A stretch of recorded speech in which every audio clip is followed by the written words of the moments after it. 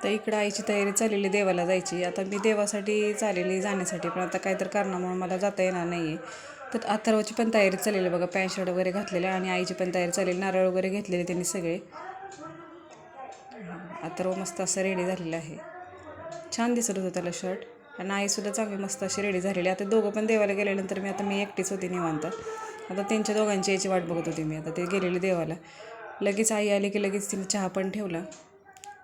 आईनं आलेलं आहे कारण 5, 5:30, 6 वाजलेच. चहा वगैरे घेतला. आता संध्याकाळी इथूनच पालखी जाते आमच्या इथूनच. म्हटलं जाताना आपणच पायापुढं लांबूनच. आता ही पालखी आलीसुद्धा. आता इथं रस्त्यावरच घर असल्यामुळं इथूनच जाताना दिसता घोडा वगैरे पालखी. आणि इथूनच मी पायापट्टी. चला तर बाय.